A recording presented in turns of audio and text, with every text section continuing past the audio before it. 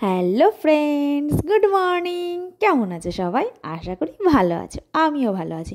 অনেক দিন পর নিয়ে চলে এলাম আবারও একটা রান্নার রেসিপি। সো মন পিয়ার মিনি ব্লগে তোমাদের সবাইকে আরও একবার স্বাগত। এখানে দেখো আমি নিয়ে নিয়েছি বেগুন।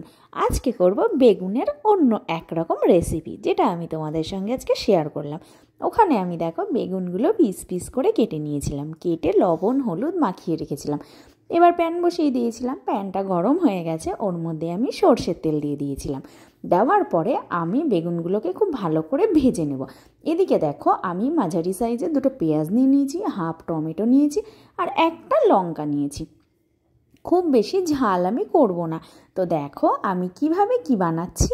এখানে দেখো পেঁয়াজগুলোকে আমি কুচি কুচি করে কেটে নিয়েছি, আর টমেটোটাকেও আমি কুচি করে কেটে নিয়েছি। এবার দেখো ওদিকে আমার বেগুন ভাজাটা প্রায় কমপ্লিট হয়ে গেছে। দেখো একদম লালচে করে আমি বেগুনটাকে ভেজে নিয়েছি। তো এবার এটাকে আমার ওঠানোর পালা। তো চলো বেগুনটাকে আমি প্রথমে উঠিয়ে ফেলি, তারপরে আসবো নেক্সট প্রসেস, যেটা হচ্ছে এই বেগুনের রেসিপিটাকে আরও সুন্দর করে তুলবে। তো বেগুনটাকে আমি তুলে নিয়েছি, এর মধ্যে সামান্য পরিমাণে আমি একটু তেল দিয়ে দিয়েছি। বেশি কিন্তু তেল আমি ইউজ করিনি, তোমরা হয়তো দেখে ভাবছো অনেকটা তেল, কিন্তু না, একদমই না, সামান্য তেল ছিল। এর মধ্যে এবার দেখো আমি কিছু বাদাম দিয়ে দিয়েছি, কাঁচা বাদাম। সেই বাদামগুলোকে আমি একটু লালচে করে ভেজে নেব। তো চলো এগুলো আমার ভাজা কমপ্লিট হয়ে গেছে। এবার আমি এই ভাজা বাদামটাকে তুলে ফেলবো। কিসের মধ্যে? বেগুনের মধ্যে। হ্যাঁ, বেগুনের মধ্যে আমি এই বাদামগুলোকে তুলে ফেলবো। তো চলো বেগুনের মধ্যে তুলে ফেললাম।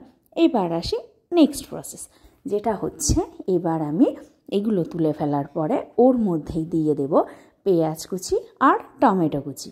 দেখো এখানে আমি পেঁয়াজ কুচি আর টমেটো কুচিটাকে দিয়ে দিলাম। দিয়ে এবার আমি তেলের মধ্যে খুব ভালো করে এটাকে ভেজে নেব। খুব সামান্য পরিমাণে একটু লবণ দিয়েছি, যাতে পেঁয়াজটা আর টমেটোটা খুব ভালোভাবে মজে যায়। তো সেই জন্য একটু লবণ দিতে হয়েছে।